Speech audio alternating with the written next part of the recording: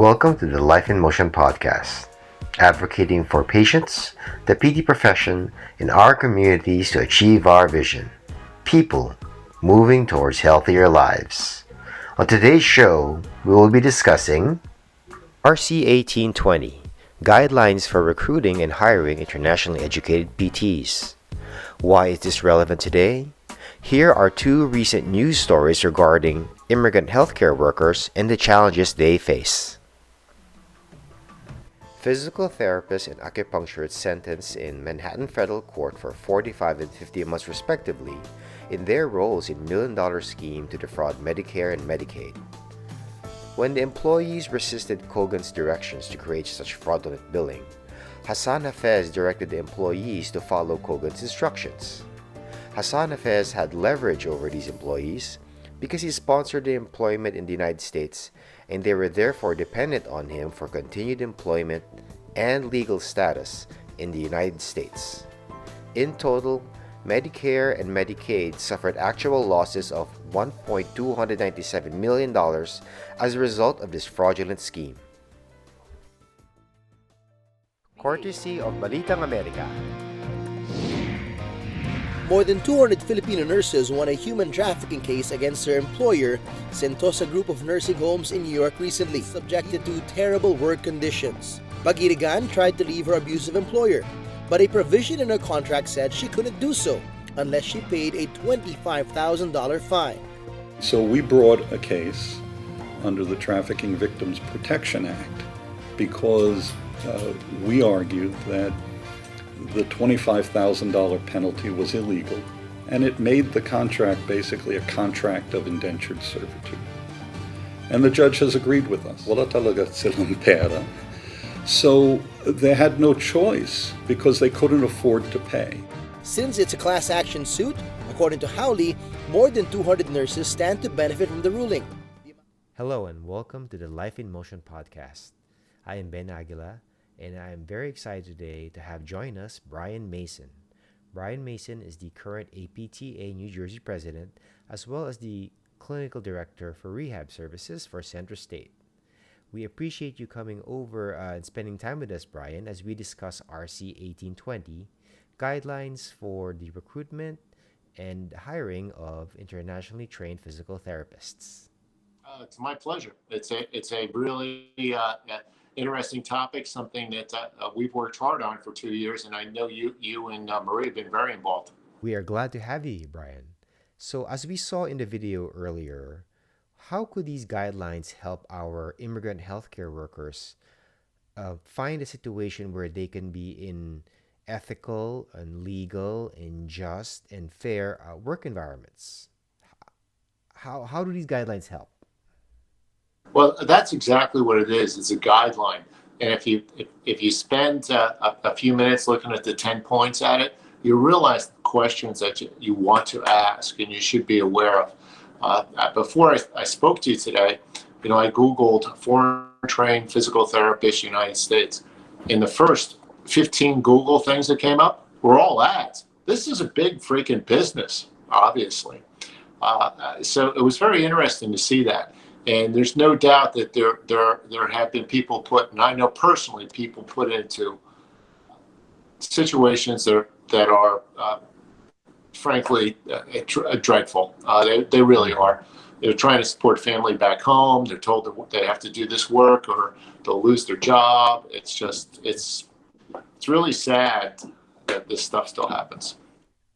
Now, to be fair, Brian, there are ethical and upstanding and good faith recruiters out there that give immigrant physical therapists a fair shake with starting their careers as physical therapists in America. How do you think these guidelines will be able to help keep things equitable, keep things fair between both parties? Well, those are always individual points we have to take home. There is a big difference between ethical and legal. What most people do is legal. It doesn't necessarily mean it's ethical at all. So the guidelines kind of help in the fact that we need to determine, is it a good deal on both sides? And you're exactly right. There are good players out there. There are good people who recruit, and this is going to happen more and more. I will guarantee you in 2020, America is facing a nursing shortage. They're going to recruit overseas again very heavily. And do we want to put people in positions that are not favorable to them or not favorable to their employer? A third party makes out like a bandit. That's very good to understand about the third party really getting in the way between the employer and the employee. To help our immigrant healthcare workers understand, RC 1820 came out as a policy from the House of Delegates, basically the policy-making body of the American Physical Therapy Association. But that might be confusing to some of us who sometimes mix up what our state concerns are to our national concerns are and who to approach or when to approach. So can you give us a quick summary or a quick nutshell of how the APTA is organized and how we can approach certain people or certain politicians for certain concerns at the state level, and what concerns we need to focus on, say, at the national level? Well, we're sort of aligned with what our government does. We have a federal, which is national APTA, and then we have state branches. And as any organization that has in the United States over 50 state branches in DC and territories, our communication at times is challenged. But there is federal advocacy going on. And I think it's an important thing to remember that in the United States, 50 states act very differently when it comes to laws and regulations. What happens in Arizona, no way is the same as it happens in New Jersey. So that it can be very intricate, and it leads itself to a lot of factors where people can get confused very, very quickly. So we do cooperate on those things. The best thing about the organization, honestly, is the resources available. We just went through the COVID-19 epidemic. I was able to get into the acute care section. They were sending out daily updates on how to manage these patients in a hospital. Invaluable. Did it save lives? Probably did, because we changed our practice pattern. It's also on a personal level. It's really given me a phenomenal networking opportunities to find people, because by and large, and you said a phrase there that's so important for our listeners to remember, bad faith. Okay, we are good faith people. We believe that everyone's acting in good faith. That's not always the case. But when it comes to dealing with other physical therapists or associations, they're really always helpful. I mean, I've called up therapists who I know are brilliant, and they get back to me and they give me advice, and they still do. And it's a powerful thing to hang out with smart people. Oh, I totally agree. Some of the mentors I've met in the American Physical Therapy Association through the conferences or through the academe have really helped me along further understand and develop my professional growth.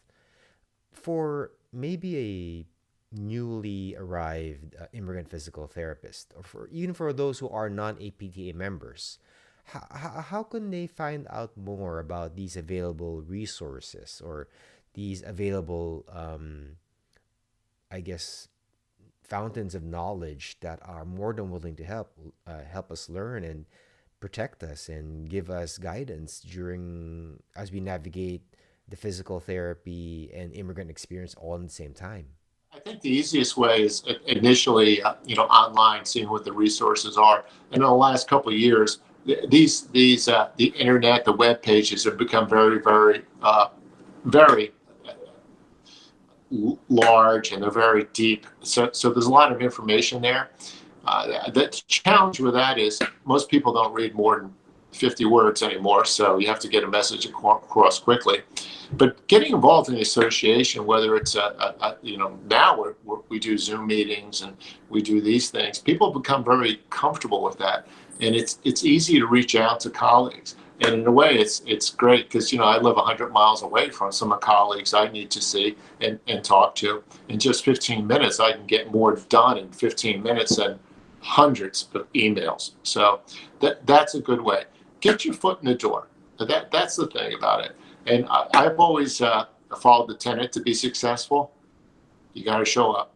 I mean, you talk about showing up, and my personal story was I was just some random physical therapist in New Jersey, and I happened to attend one of the conferences, and this tall, lanky guy stood up, said he was the APTA New Jersey president back then.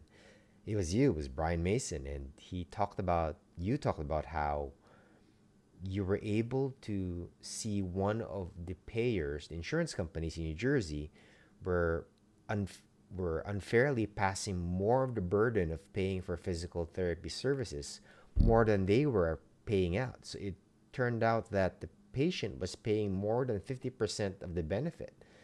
And there was an actual rule in the law in New Jersey that says that can't be done.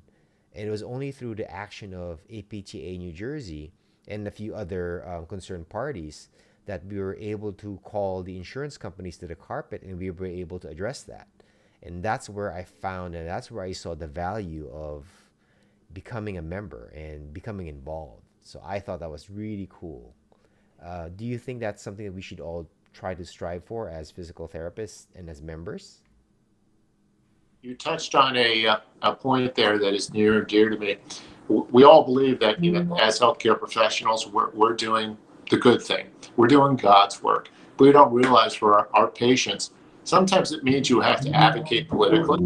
Sometimes you have to advocate financially for them, and it's a duty, and it's a duty that's learned.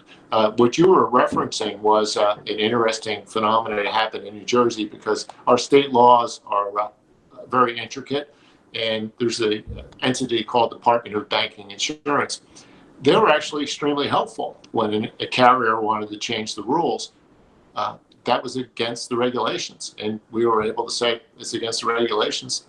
If we did not stand up at that time, the insurance carrier would have got away with it. That was truly eye opening to me to see how that kind of state level advocacy was able to protect both the patients and the interests of the physical therapy profession.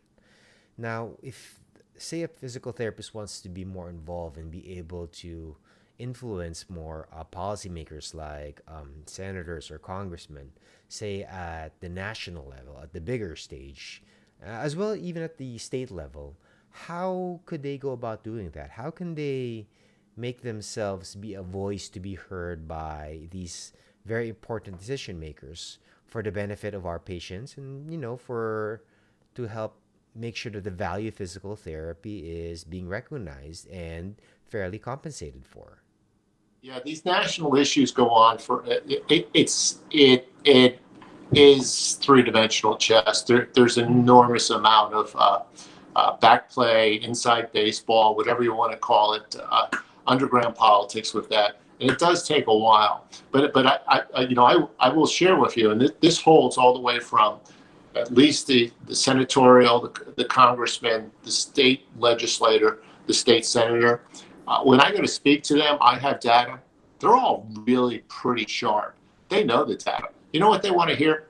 The personal stories. They want to hear telehealth was great. We did blank, blank, blank visits. But you know what? I had a physical therapist doing telehealth, and they called 911 because that person was stroking out and didn't want to go to the hospital because they were having, it was a COVID pandemic.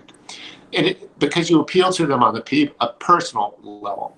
And it's so important for when you speak to these people, yeah, they already know the data. They want to hear the stories. And they're generally, they're very impressed by that. You're in private practice. When you go to see your state rep or you see your, state senator, they want to hear about your business. They want to hear about, your patient has co-pays that are too high. That's what's impressive them. This has been a great conversation, Brian, and I hope our listeners learn a few new things today. So, RC 1820 will help us be able to have guidelines set to have ethical and fair recruiting and hiring of international physical therapists. We probably want to get involved in the association so we could learn about these resources, among other things, about COVID, about how do we move the profession forward, what's the latest knowledge base. We can do that by actually approaching, and we could actually do this by just attending conferences or just going to the website. So these are great closing statements to understand and to figure out how to, further along our practice. And we really appreciate your time and your effort and your energy spending with us and helping us understand more about the PT profession. Thank you so much, Brian. It's my pleasure, and good luck to my colleagues and future colleagues out there. You can't be successful unless you reach out. Thank you for listening today to the Life in Motion podcast. Striving for excellence doesn't demand perfection. Just be a little better in all that we do than yesterday. This is Ben Aguila. Till our next episode. God bless.